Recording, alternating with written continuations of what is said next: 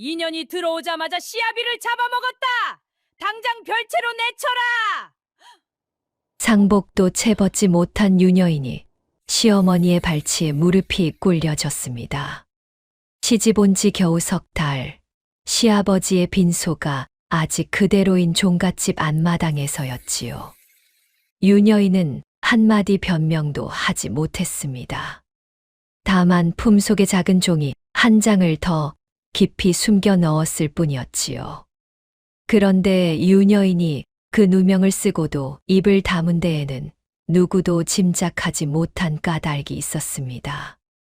월화야담의 이야기가 계속될 수 있도록 구독과 좋아요로 응원의 마음을 보태주세요. 자, 그럼 오늘도 감동적인 옛날 이야기 지금 바로 시작합니다. 옛날 옛적 경상도 안동 땅, 낙동강 지류가 굽이굽이 흘러들어가는 골짜기에 김씨 종갓집이 있었습니다. 안동에서 알아주는 양반가요. 대대로 청렴한 벼슬아치를 배출한 명문이었지요. 그 너른 안채 마당에 봄날 햇살이 가득 내려앉던 어느 날, 한 여인이 가마에서 내리고 있었습니다. 윤정인, 19살 새색시였지요. 연지를 곱게 찍은 얼굴은 갸름하니 단정하고 눈썹은 먹으로 그린 듯 짙었습니다. 가을 호수처럼 맑은 눈동자가 가마 문 너머로 종갓집 소슬대문을 가만히 바라보았지요. 친정 어머니가 마지막으로 잡아주던 손의 온기가 아직 손목에 남아 있었습니다. 잘 견뎌야 한다. 정인아. 종갓집 며느리는 살아도 죽은 듯이 사는 자리니라.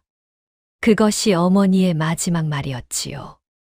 마당 한편에는 시어머니 정씨 부인이 자주색 치마에 옷비녀를 꽂고 서 있었습니다. 둥근 얼굴에 살집이 두툼하고 눈꼬리가 매섭게 올라간 분이었지요. 유녀인이 큰절을 올리는 동안에도 정씨 부인의 입꼬리는 좀처럼 풀리지 않았습니다. 친정이 가난한 집안이라더니 정말 곱기는 곱구나. 그 옆에 선시아버지 김참판은 달랐습니다. 환갑이 넘은 어른이었지만 등은 곧고 눈빛은 형형하였지요. 흰 수염을 단정히 쓰다듬으며 며느리를 가만히 내려다보았습니다. 그 눈빛에는 어떤 무거운 것이 깔려 있었는데 유녀인은 그 순간에는 알지 못했습니다. 내 이름이 정인이라고 했더냐? 예, 아버님. 발을 정해 어질인이로구나. 좋은 이름이다. 김참판은 그 한마디만 남기고 안채로 들어가셨지요. 그것이 시아버지와 며느리의 첫 만남이었습니다. 종갓집 안의 사정은 겉으로 보이는 것과는 사뭇 달랐습니다. 유녀인이 시집 온 지 한 달이 채 안 되어 알게 된 일이었지요. 시어머니 정씨 부인의 친정동생 정태수가 거의 매일같이 종갓집을 드나들고 있었던 것입니다. 마르고 키가 큰 사내였습니다. 늘 검푸른 도포에 부채를 들고 다니며 입가에는 미소가 떠나지 않았지만 그 눈은 한 번도 웃은 적이 없었지요. 누님, 이번에도 잘 부탁드리오. 김참판께서 또 막으실까 걱정이오. 걱정 말게나. 내가 다 알아서 함세. 유녀인이 우연히 들은 대화였습니다. 그날 유녀인은 부엌에서 시어머니께 올릴 차를 끓이고 있었지요. 마침 부엌 옆 마루에서 두 사람의 목소리가 나직이 들려왔습니다. 토지 문서가 어떻고 도장이 어떻고 하는 말들이었지요. 유녀인은 가만히 귀를 기울였습니다. 한 번 들은 말을 잊지 않는 사람이었거든요. 어릴 적부터 그러했지요. 외할아버지께서 손녀의 그런 재주를 보시고 늘 이렇게 말씀하셨습니다. 정인아, 너는 무엇이든 들으면 마음에 새겨두는 아이로구나. 허나 모든 것을 다 말로 옮기지는 말거라. 어떤 것은 마음에만 묻어두는 것이 더 큰 힘이 되느니. 그 말씀이 유녀인의 뼛속에 새겨져 있었습니다. 그날 밤 윤여인은 시아버지께 저녁 문안을 올렸지요. 김참판은 책을 펼친 채 안경 너머로 며느리를 보셨습니다. 그 눈빛이 어딘가 무거웠습니다. 아가. 예, 아버님. 내가 보고 듣는 것을 마음에 잘 새겨두거라. 윤여인은 고개를 들었습니다. 시아버지께서 무엇을 말씀하시는지 그때는 정확히 알지 못했지요. 다만 깊은 뜻이 있는 말씀이라는 것만은 알았습니다.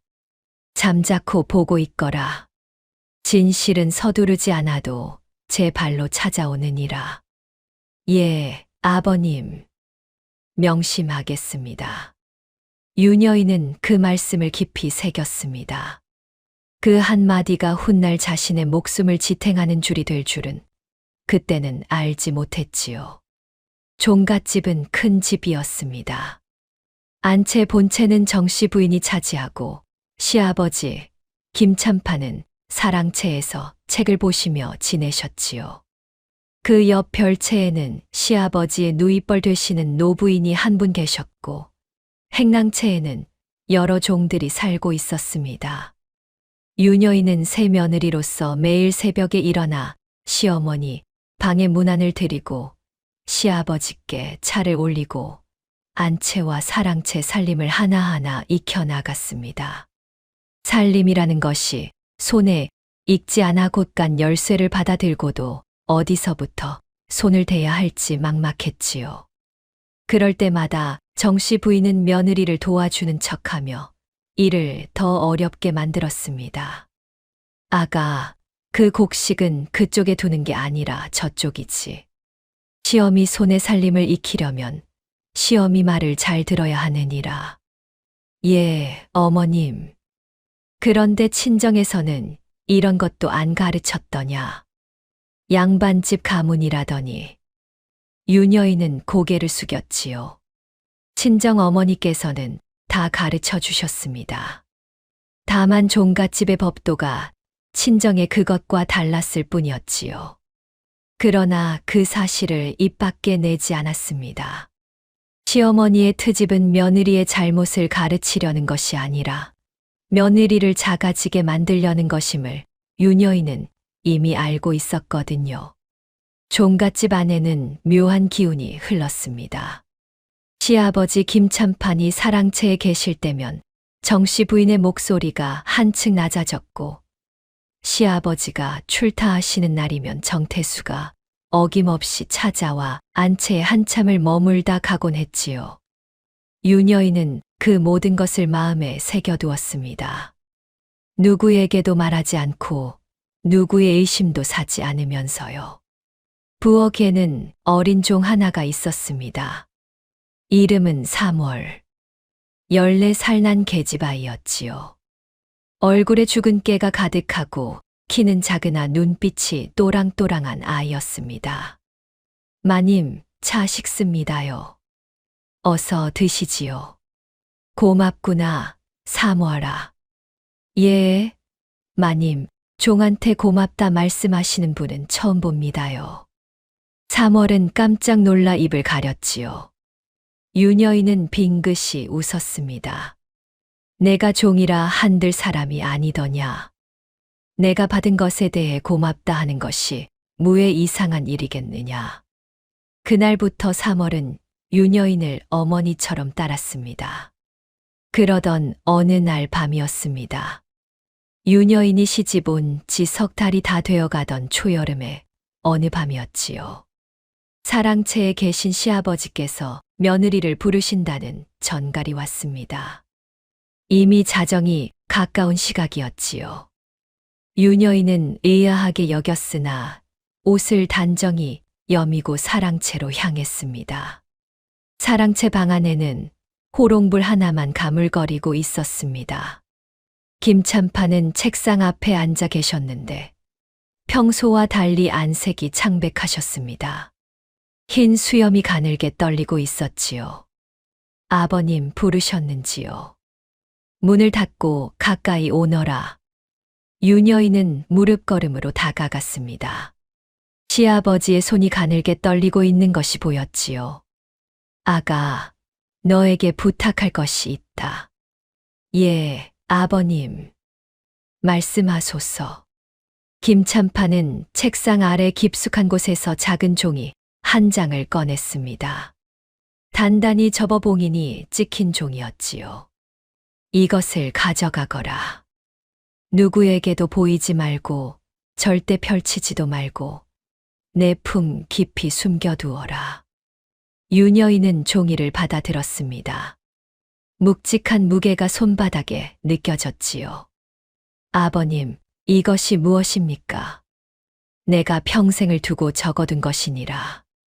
아무에게도 보일 수 없는 것이지.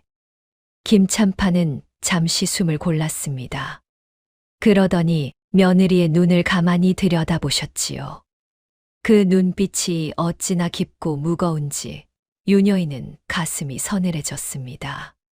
정인아, 내가 너를 며느리로 들인 까닭을 아느냐? 모르옵니다, 아버님. 내 외조부와 내가 젊은 시절 한양에서 같이 학문을 닦은 벗이었느니라. 내 외조부께서 너에 대해 늘 말씀하셨지. 내 손녀는 들으면 잊지 않고 보면 기억하고 입은 무겁다고 말이다. 유녀인의 눈에 옅은 물기가 어렸습니다. 외할아버지의 얼굴이 떠올랐지요.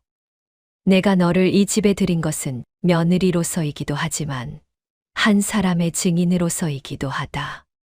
아가, 잘 새겨 듣거라.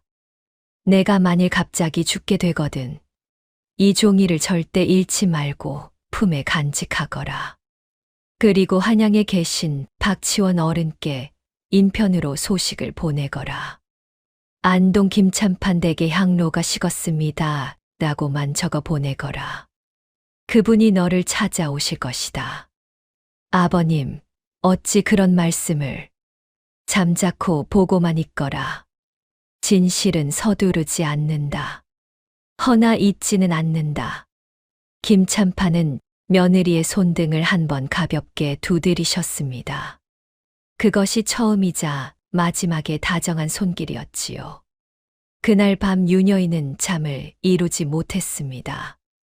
품속의 종이가 마치 살아있는 것처럼 무겁게 느껴졌지요. 그리고 그 다음 날이었습니다. 이른 새벽 사랑채에서 비명 같은 곡소리가 울려 퍼졌습니다. 시아버지 김참판께서 잠자리에 드신 채로 숨을 거두신 것이었지요. 종갓집은 발칵 뒤집혔습니다. 곡소리가 안채에서 행랑까지 울려 퍼지고 흰등이 소슬대문 앞에 내걸렸지요. 가까운 친척들이 하나둘 모여들었습니다. 그 한가운데에 정태수가 있었습니다. 검푸른 도포 자락을 휘날리며 평소와 다름없이 부채를 붙이며 말이지요. 이런 변고가 있나. 매부께서 갑자기 이리 가시다니. 정태수는 곡을 하는 신용을 했으나 눈에는 눈물 한 방울 비치지 않았습니다. 유녀인은 그것을 분명히 보았지요. 장내는 황망이 치러졌습니다. 의원이 와서 김참판의 시신을 살피더니 노환과 신병이 겹친 듯하다 고만 말하고 돌아갔지요. 정씨 부인은 곡을 하는 척했으나 묘하게도 얼굴이 환했습니다. 유녀인은 상복을 입고 빈소를 지켰습니다. 그러면서도 가슴 깊이 묻어둔 시아버지의 마지막 말씀을 떠올리고 있었지요. 내가 만일 갑자기 죽게 되거든 그 말씀이 한마디 한마디 떠올랐습니다. 시아버지께서는 무엇인가를 알고 계셨던 것이지요. 그것도 누군가에게 자신이 죽임을 당할 수도 있다는 것을 말입니다. 유녀인은 품속의 종이를 더 깊이 숨겨 넣었습니다.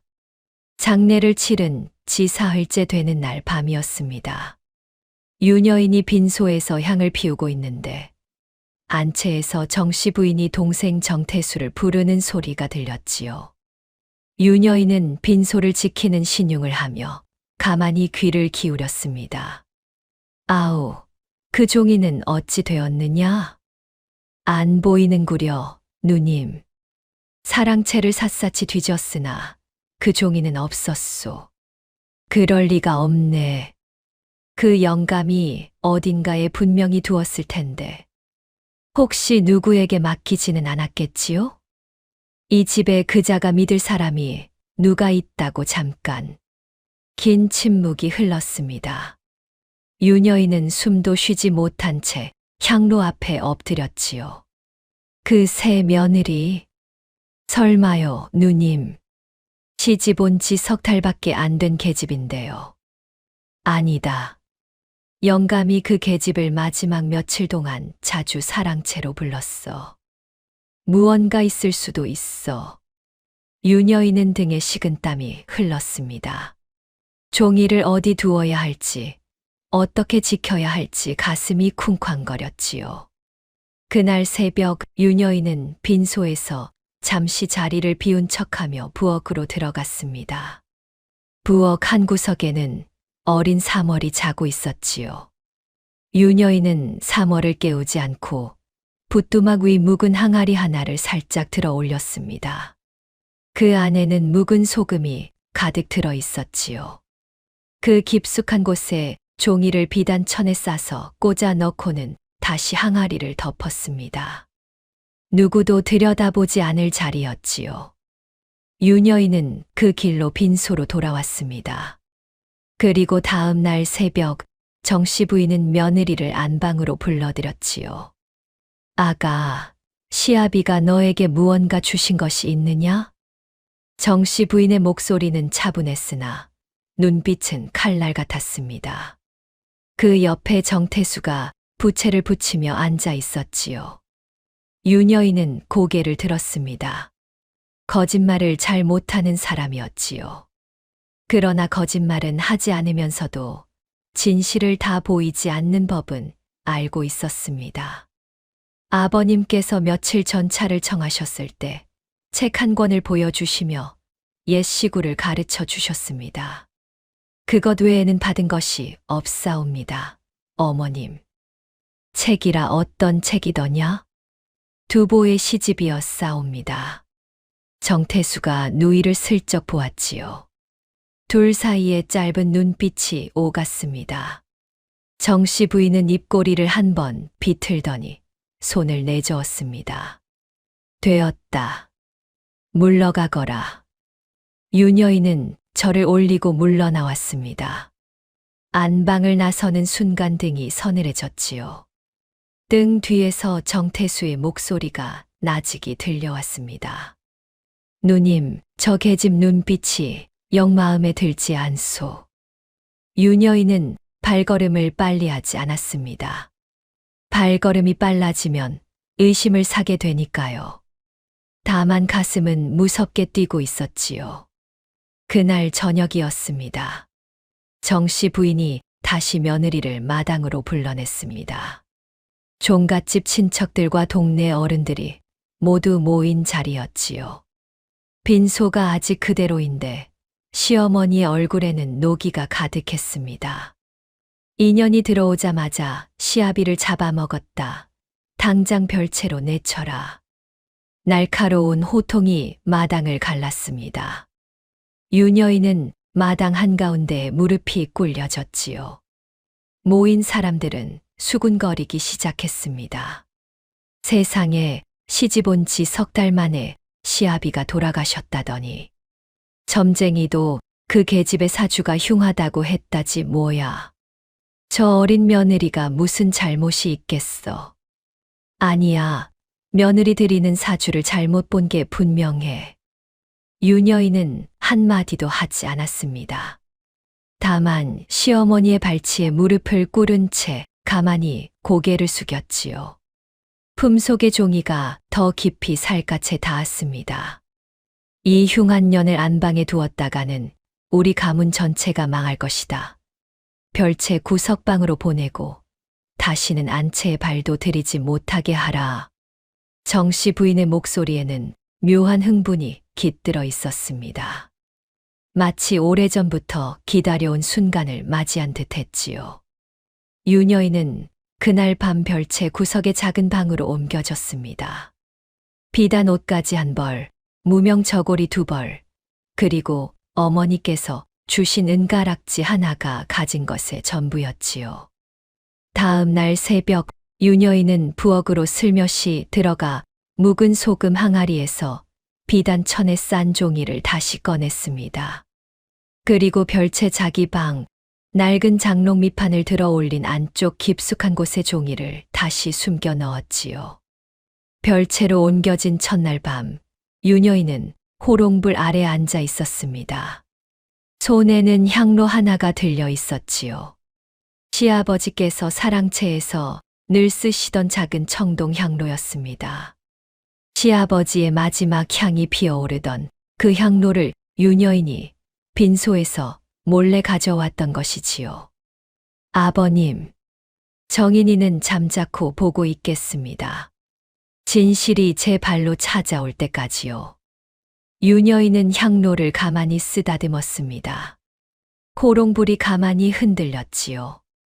다음 날 종갓집 안채에 새 며느리가 들어왔습니다. 옥분이라는 여인이었지요. 둥근 얼굴에 입술이 도톰하고 첫인상은 순박해 보였습니다. 그러나 유녀인은 그녀의 눈빛이 얼마나 영악한지를 한눈에 알아보았지요. 옥분은 유녀인이 쓰던 비단 저고리를 그대로 물려 입었습니다.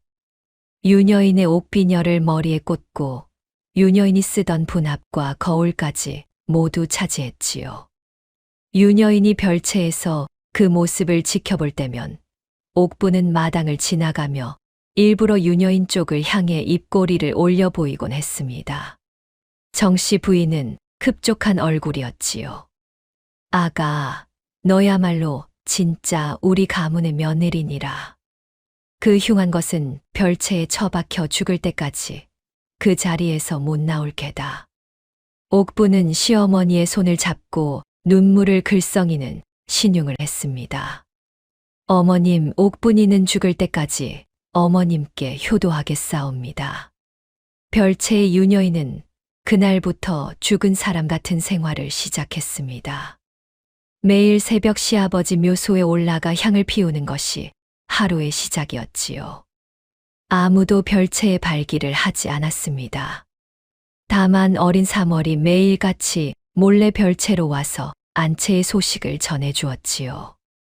마님, 오늘 또 정참봉 어르신이 오셨습니다요. 안채에서 한참을 머무르다 가셨어요.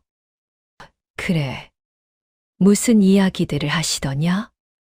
제가 차들이러 들어갔을 때 들었는데요. 무슨 토지 문서 어쩌고 도장 어쩌고 하는 이야기였어요.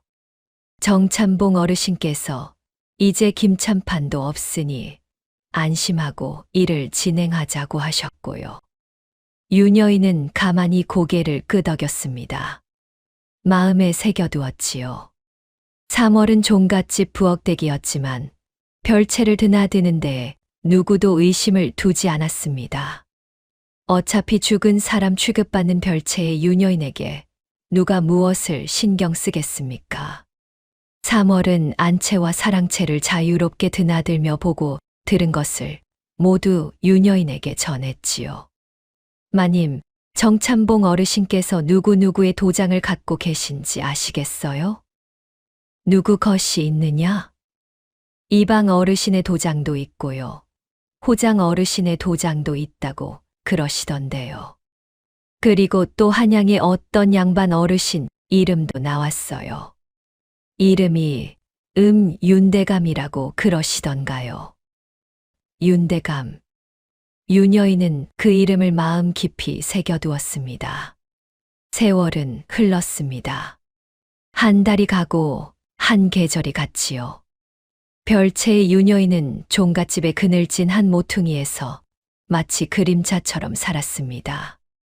옥부는 안방에서 안주인 행세를 하며 점점 더 거만해졌고, 정씨 부인은 친정 동생과 함께 종갓집의 살림을 야금야금 빼돌리기 시작했지요.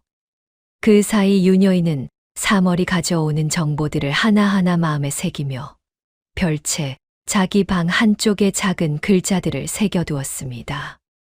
종이가 없으니 장롱 안쪽 나무판에 바늘 끝으로 새겼지요. 누가 언제 무엇을 했는지, 누구의 도장이 어디에 찍혔는지, 어떤 문서가 오갔는지를 말입니다. 그렇게 1년이 가고 2년이 가고 어느덧 3년이 지났습니다. 3년이 지난 어느 봄날이었습니다. 별채 마당에 살구꽃이 흩날리던 늦은 봄날 오후, 종갓집 소슬대문 앞에 누군가 가마를 내렸습니다. 평범한 갈색 도포를 입은 노인이었지요. 흰 머리가 성성하고 등은 고드나 풍채가 좋은 분이었습니다. 그 눈빛이 어찌나 형형한지 보는 사람의 마음이 절로 움츠러들 정도였지요. 이리 오너라. 문지기가 깜짝 놀라 굽실거렸습니다. 누구신지요? 안동 김참판 댁이 이곳 맞느냐? 예, 그러하옵니다. 고인의 옛벗이 한양에서 왔다고 전하거라. 문지기가 안채로 달려가 소식을 전했지요. 정씨 부인은 깜짝 놀라 옷매무새를 가다듬었습니다. 김참판이 돌아가신 후로 3년 동안 한양에서 사람이 찾아온 일은 한 번도 없었거든요.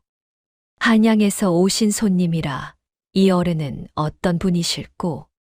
정씨 부인이 옥분을 보며 말했습니다. 옥분도 영문을 모르겠다는 듯 고개를 갸웃했지요. 노인은 사랑채로 안내되었습니다. 정씨 부인이 친히 차를 내며 인사를 올렸지요. 누추한 곳까지 어인 행차이신지요. 함자라도 가르쳐 주시지요. 한양 박씨일세. 박씨라 혹시 어떤 박씨이신지요? 박치원이라 하네. 정씨 부인의 얼굴이 살짝 굳었습니다. 박치원이라면 한양에서도 모를 사람이 없는 이름이었거든요. 그러나 지금 눈앞에 노인은 평범한 갈색 도포를 입고 있을 뿐이었지요. 정씨 부인은 자기가 잘못 들었거나 같은 이름의 다른 사람일 것이라 여겼습니다. 옛 친구의 묘소의 향이라도 한번 피우고 가려고 들렀네. 김참판이 살아생전에 늘 자네 이야기를 하더군. 좋은 아내라고. 별 말씀을요. 그런데 옛 친구라 하시면 김참판과는 젊은 시절 한양에서 함께 공부한 사이일세. 30년 지기지. 정씨 부인의 표정이 미묘해졌습니다. 김참판이 한양에서 학문을 닦던 시절의 옛벗이라니 그러면 그저 평범한 노인은 아닐 터인데 어찌하여 이런 행색으로 오신 것일까요? 오시느라 고단하셨을 텐데 잠시 묵어 가시지요. 묘소는 멀지 않사옵니다. 그렇게 하겠네. 며칠 묵어 가도 좋겠는가? 그럼요. 얼마든지 묵어 가시지요. 박노대 씨는 차를 한 모금 마시며 사랑채를 둘러보았습니다. 김참판이 살아생전 책을 보시던 그 사랑채였지요.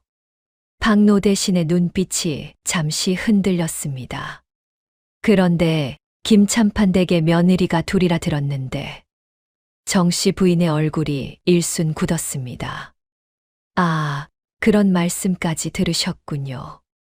사실은 처음 들어온 며느리가 시아비를 잡아먹은 흉한 사주를 가진 아이라 별채에 가두어 두었사옵니다. 지금 안방에 있는 며느리는 그 후에 새로 들인 아이지요. 박노대 씨는 천천히 고개를 끄덕였습니다. 그렇구먼. 그 며느리를 한번 보고 싶군. 김참판이 가장 마지막에 본 며느리라 하니 정씨 부인의 입꼬리가 비틀어졌지요. 흉한 아이입니다. 보실 것까지야. 오랜 친구의 마지막 며느리이니 인사라도 한번 받고 싶다네. 박노대 씨의 목소리에는 거절을 허락하지 않는 무게가 있었습니다. 정씨 부인은 마지못해 별채로 사람을 보냈지요. 유녀인이 별채에서 사랑채까지 걸어오는 길이었습니다. 종갓집 마당에 살구꽃이 흩날리고 있었지요. 유녀인은 빛바랜 무명 저고리에 회색 치마를 입고 머리는 단정히 쪽을 졌습니다. 손목에는 어머니가 주신 은가락지 하나가 그대로 있었지요. 3년 동안 한 번도 빼지 않은 가락지였습니다. 유녀인은 사랑채 돛돌 앞에서 절을 올렸습니다.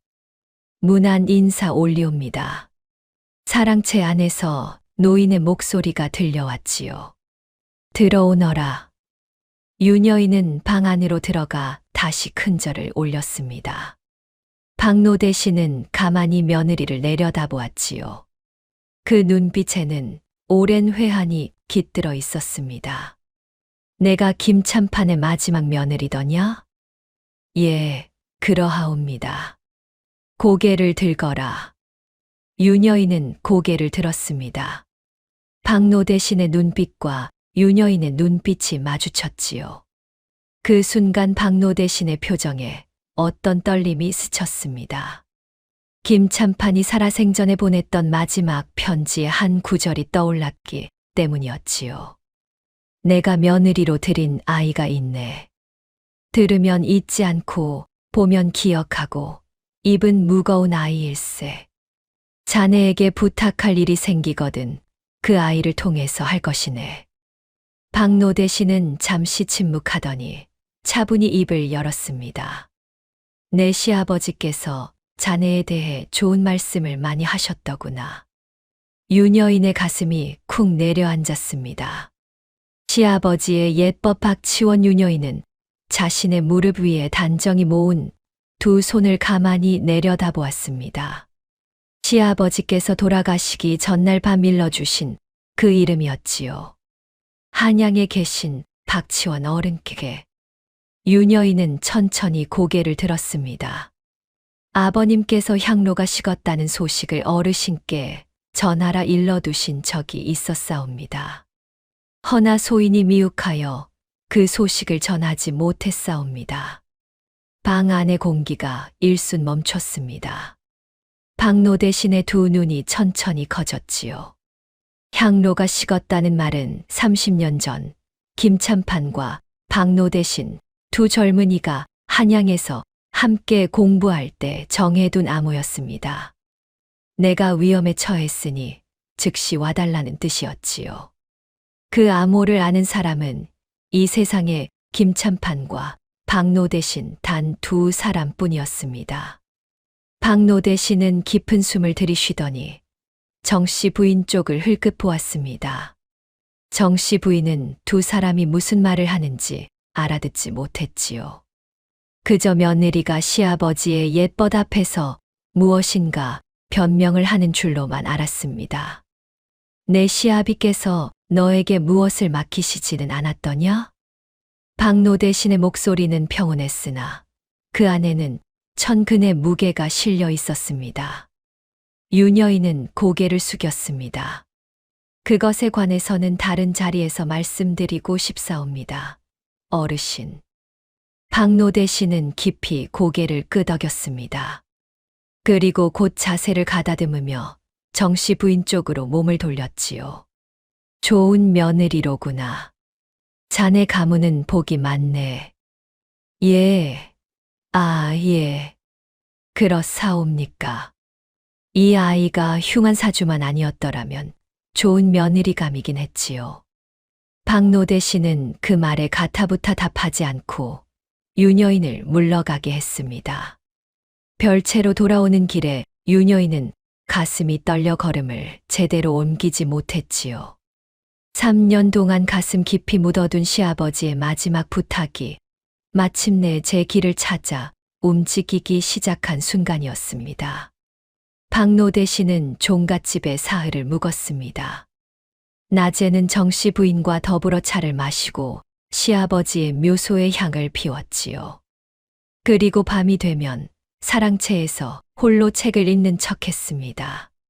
정씨 부인은 박노대 신을 평범한 노인으로 여겼고 한양에서 멀리까지 왔으니 옛 친구의 묘를 둘러보고 가는 것뿐이라 짐작했지요. 박노대 신이 머무는 동안 정태수도 종갓집을 자주 드나들었습니다. 다만 박노 대신이 사랑채에 있을 때면 일부러 다른 길로 다녔지요. 박노 대신은 그 모든 것을 가만히 지켜보고 있었습니다. 이튿날 밤 어린 사월이 별채로 와서 유녀인에게 속삭였습니다. 마님, 그 한양 어르신께서 마님 좀 뵙자고 하십니다요. 자정이 지나면 사랑채 뒤뜰로 와달라고요. 유녀인은 고개를 끄덕였습니다. 자정이 지난 깊은 밤이었지요. 종갓집은 고요했습니다. 유녀인은 호롱불도 들지 않은 채 사랑채 뒤뜰로 향했습니다. 살구나무 아래에 박노 대신이 서 있었지요. 오셨는가?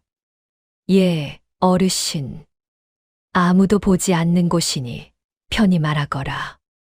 유녀인은 깊이 숨을 들이쉬었습니다.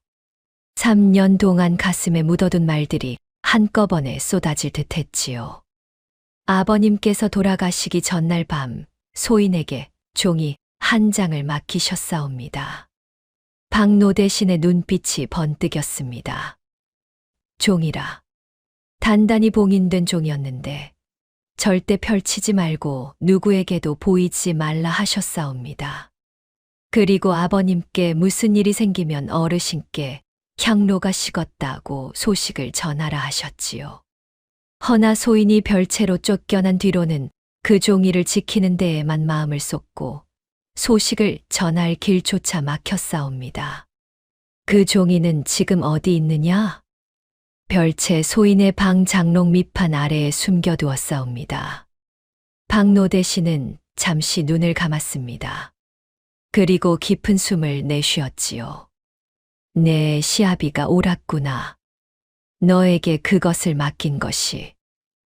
어르신, 내 시아비는 한양에서 정태수라는 자에 대해 나에게 여러 차례 편지를 보내왔다.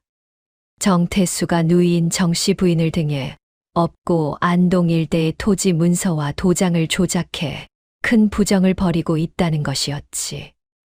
내 시아비는 그 증거를 모으고 있었고 마지막에 그것을 한양으로 보내 정태수의 죄를 묻기로 했었다. 그런데 어느 날 갑자기 내 시아비가 세상을 떴다는 소식이 들려왔지. 나는 무언가 잘못되었다고 직감했으나 증거 없이 움직일 수는 없었다. 그래서 그저 친구의 죽음을 슬퍼하며 3년을 기다렸다. 3년을요. 진실은 서두르지 않는다. 다만 잊지도 않을 뿐이다. 유녀인의 눈에 눈물이 핑 돌았습니다. 시아버지께서 하셨던 말씀과 똑같은 말씀이었거든요. 내일 새벽 그 종이를 가져오너라. 그리고 내가 3년 동안 보고 들은 것을 한 가지도 빠짐없이 말해다오. 예, 어르신. 박노 대신은 유녀인의 어깨를 가만히 두드렸습니다. 고생이 많았구나, 정인아. 내 시아비가 너를 며느리로 들인 것은 참으로 옳은 선택이었다.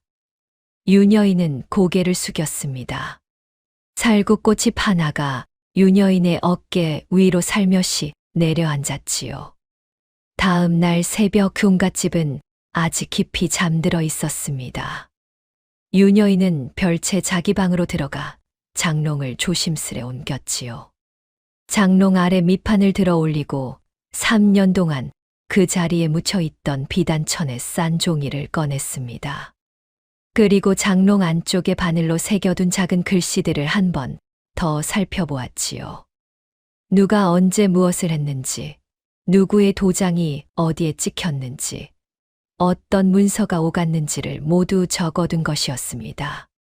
유녀인은 무명 저고리 안쪽 깊숙한 곳에 종이를 다시 숨기고 별채를 나와 사랑채 뒤뜰로 향했습니다. 박노 대신이 살구나무 아래에서 기다리고 있었지요. 가져왔느냐? 예, 어르신. 유녀인은 비단천에 싼 종이를 박노 대신에게 건넸습니다. 박노 대신은 그 자리에서 봉인을 천천히 뜯었지요. 종이를 펼치자 김참판에 단정한 필체로 가득한 글자들이 새벽 햇살에 드러났습니다. 박노 대신의 눈빛이 점점 굳어졌습니다. 이런 정태수, 이놈이. 종이에는 정태수가 지난 10여 년 동안 안동 일대에서 저지른 부정의 모든 내막이 적혀 있었지요. 토지 문서를 조작해 가난한 농민들의 땅을 빼앗은 일, 죽은 양반들의 도장을 위조해 그 가문의 재산을 가로챈 일, 그리고 한양의 어느 윤대감 댁 토지까지 손을 댄 일이 빼곡히 기록되어 있었습니다. 게다가 종이의 마지막에는 김참판이 자필로 쓴 한 문장이 있었지요. 만일 내가 갑자기 죽거든, 그것은 자연사가 아니다. 정태수의 손에 죽은 것이다. 박노 대신은 한참 동안 말을 잃었습니다. 살구꽃이 두 사람의 발치에 흩날렸지요.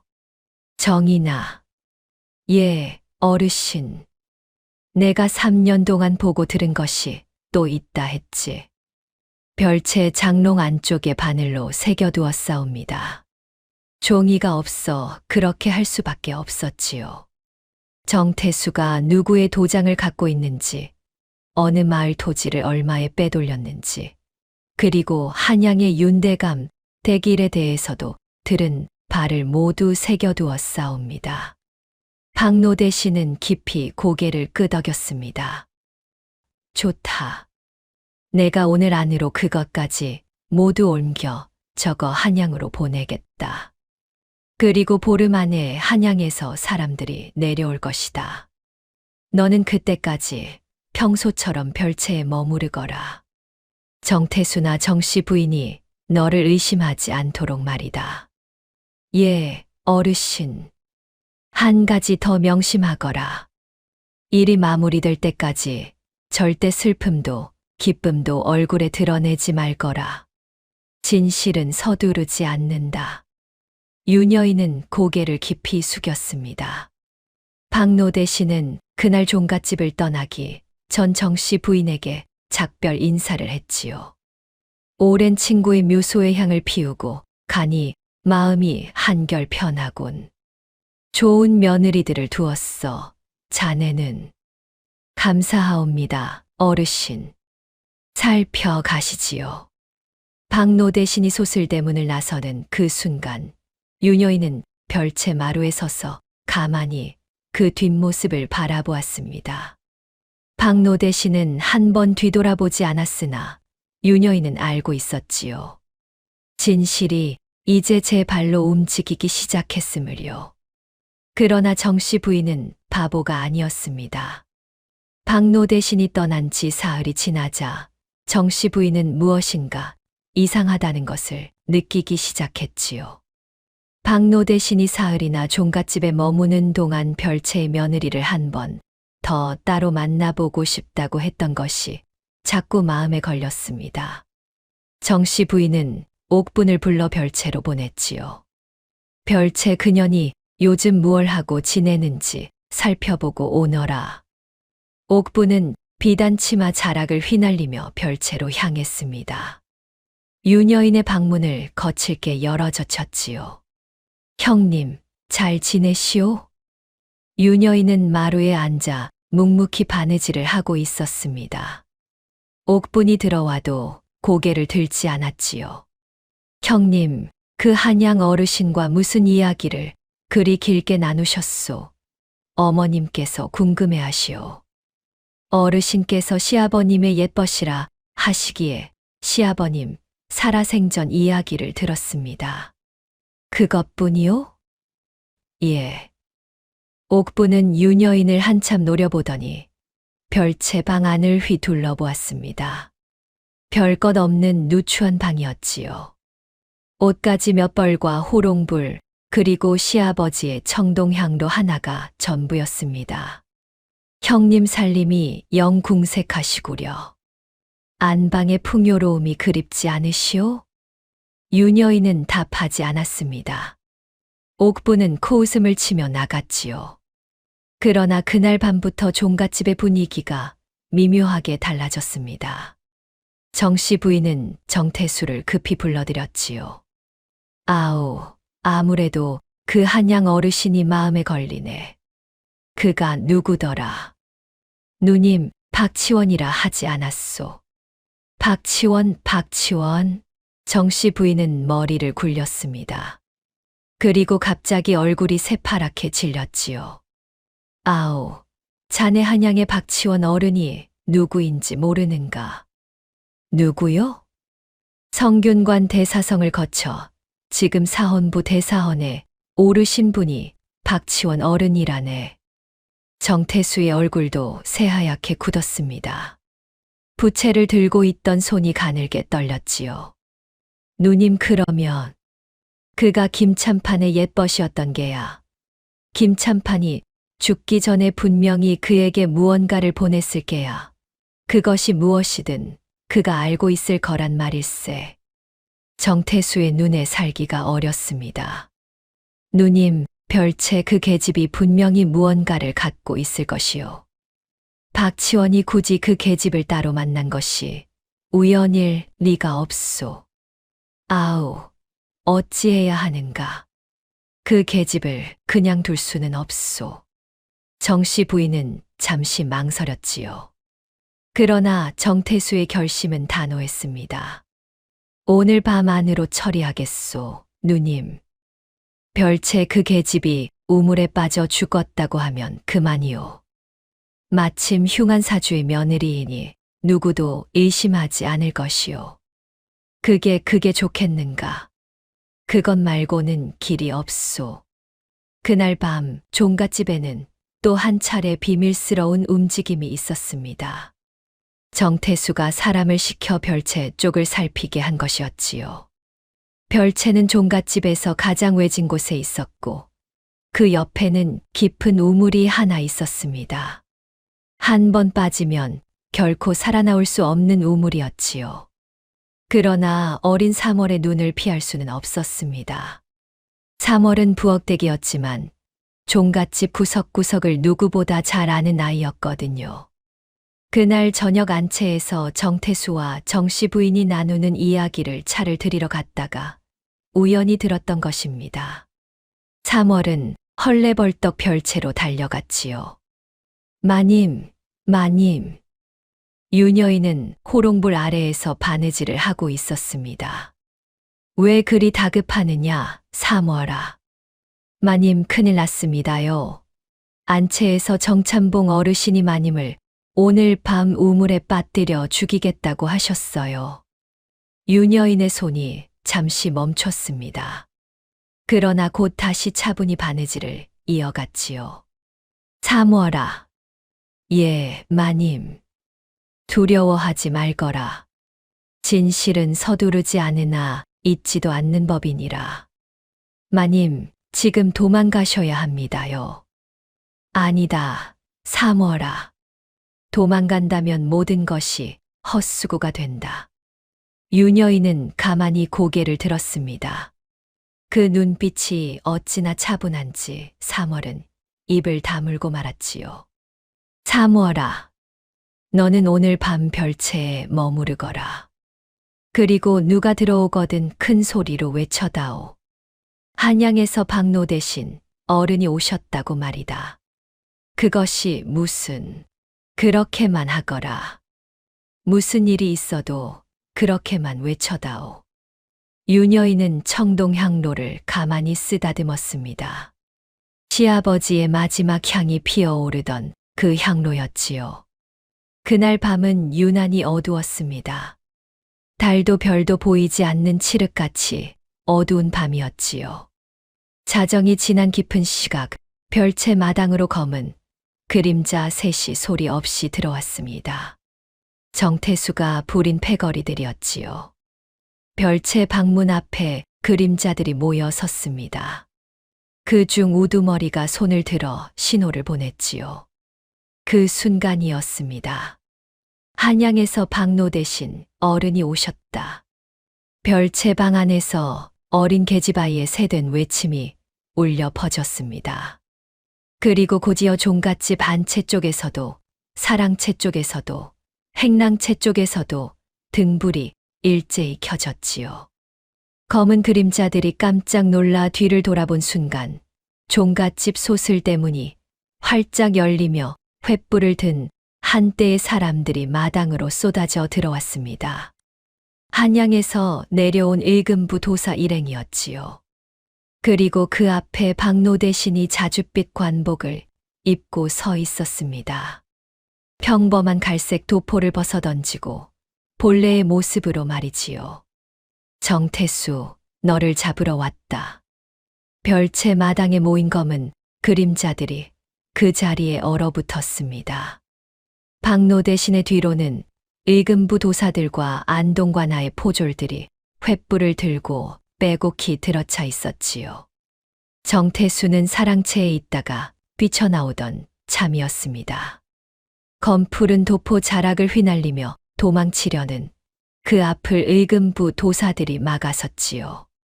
정참봉, 무릎을 꿇어라. 이게 무슨. 내 죄를 내가 알렸다. 박노 대신이 묵직한 목소리로 호통을 쳤습니다. 종갓집 마당이 일순간 정적에 잠겼지요. 안채에서 정씨 부인이 옥분의 손을 잡고 비틀거리며 나왔습니다. 자주색 치마가 어둠 속에서 흔들렸지요. 어르신, 이것이 무슨 일이옵니까?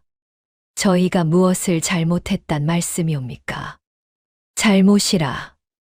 박노 대신은 천천히 정씨 부인 앞으로 다가갔습니다.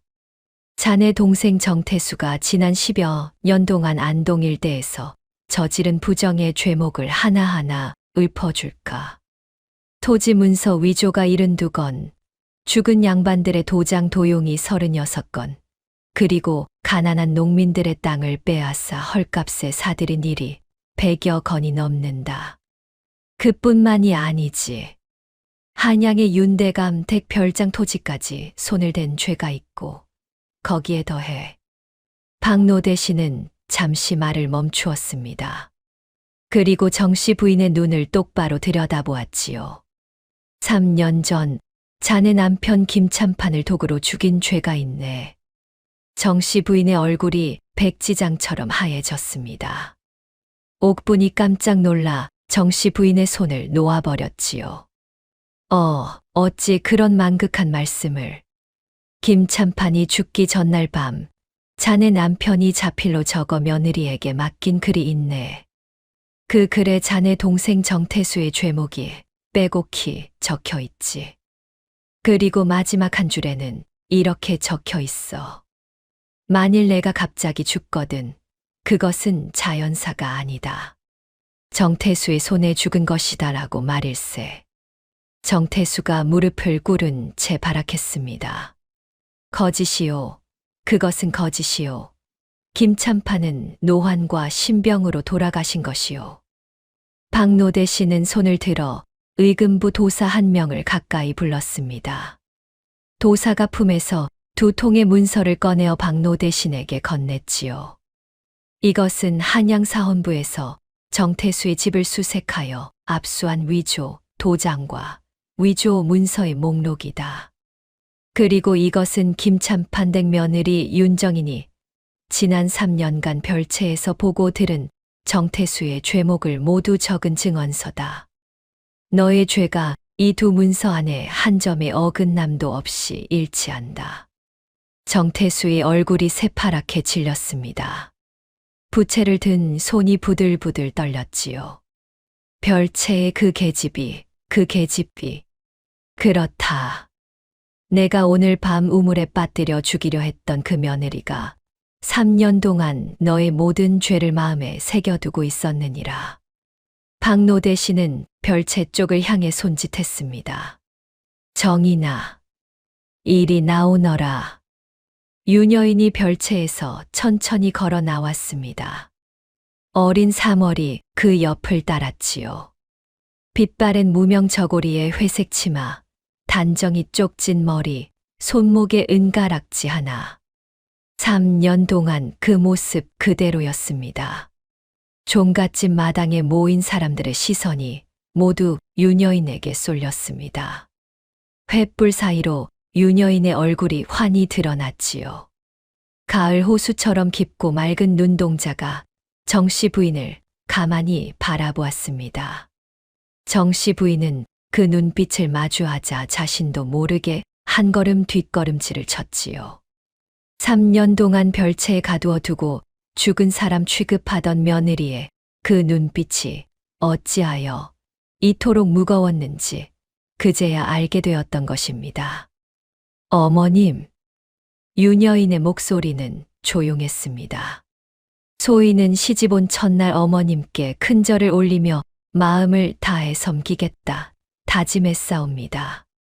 그러나 어머님께서는 소인을 흉한 며느리라 하시며 별채로 내치셨지요. 3년 동안 소인은 단 한 번도 어머님을 원망한 적이 없사옵니다. 다만 아버님께서 마지막 밤에 부탁하신 그 한 가지를 지키기 위해 살았을 뿐이지요. 정씨 부인은 입을 열지 못했습니다. 아버님께서 소인에게 하셨던 마지막 말씀이 있사옵니다. 잠자코 보고 있거라. 진실은 서두르지 않아도 제 발로 찾아오느니라. 소인은 그 말씀 하나만을 붙들고 3년을 살았습니다. 어머님. 유녀인은 그 자리에서 깊이 고개를 숙였습니다. 마치 시집 온 첫날 큰절을 올리던 그 모습 그대로였지요. 박노 대신이 손을 들었습니다. 의금부는 정태수와 정씨 부인, 그리고 그들과 결탁한 자들을 모두 압송하라. 종갓집의 모든 살림과 곳간은 안동관하에서 봉인한다. 의금부 도사들이 정태수의 양팔을 결박했습니다. 정태수는 발버둥을 치며 끌려갔지요. 정씨 부인은 그 자리에 풀썩 주저앉아 통곡을 시작했습니다. 옥부는 자기는 아무것도 모른다며 울부짖었으나 안방에서 유녀인의 옥비녀를 꽂고 유녀인의 비단옷을 입고 있던 그녀를 누구도 변호해 주지 않았지요. 박노 대신은 유녀인 앞으로 다가갔습니다. 정인아, 내 시아비가 자랑스러워 하시겠구나. 유녀인의 눈에서 비로소 눈물이 한 방울 흘러내렸습니다. 3년 동안 한 번도 흘리지 않았던 눈물이었지요. 일이 마무리되는 데에는 보름이 걸렸습니다. 정태수와 정씨 부인은 한양으로 압송되어 사헌부에서 죄를 다스렸지요. 정태수는 사형이 결정되어 곧 형장의 이슬로 사라졌고, 정씨 부인은 친정 동생의 죄에 가담한 죄로 관비 신분으로 떨어져 변방으로 보내졌습니다. 옥부는 정씨 부인의 사주를 받아 유녀인을 모함한 죄로 곤장 80대를 맞고 종갓집에서 영영 쫓겨났지요. 종갓집 곳간에서 빼돌려진 재산은 모두 회수되었습니다. 정태수가 위조 문서로 빼앗았던 토지들도 본래의 주인들에게 돌아갔지요. 한양 윤대감 댁의 별장 토지 또한 제자리로 돌아왔습니다.